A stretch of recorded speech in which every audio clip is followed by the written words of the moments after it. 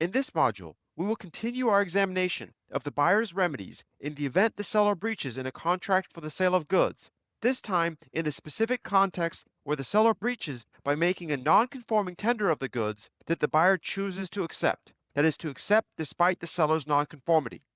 The buyer's acceptance of a non-conforming tender puts both parties, the buyer and the seller, in a completely different situation than if the buyer had rejected the goods that the seller tendered, which was the scenario that we considered in the last module. Because where the buyer rightfully and effectively rejects, the buyer may cancel the contract, meaning the buyer is not obligated to pay the seller for the rejected goods, and assuming the seller cannot or does not cure, then the seller gets nothing out of the contract. And worse than that, the seller will also be liable to the buyer for damages for the seller's breach.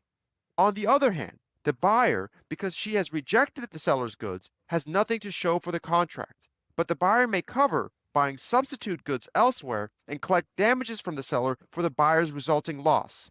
Essentially, where the buyer rejects the seller's non-conforming tender, the buyer's damages are the same as if the seller had simply failed to tender the goods.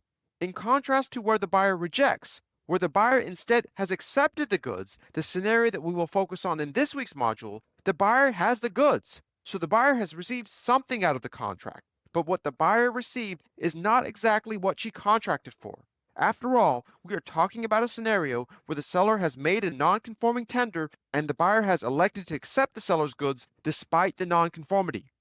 In this scenario, as this flowchart indicates, the buyer is obligated to pay the seller for the accepted goods, so the seller gets paid in this scenario. Stated differently, the seller gets something out of the contract, but the seller did breach. The buyer did not get exactly what she contracted for. She did not get the full benefit of the bargain that the parties had agreed to.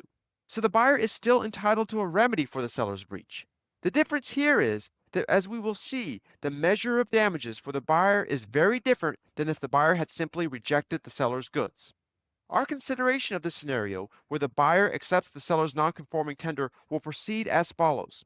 First, we will consider what constitutes an acceptance of the goods that the seller has tendered.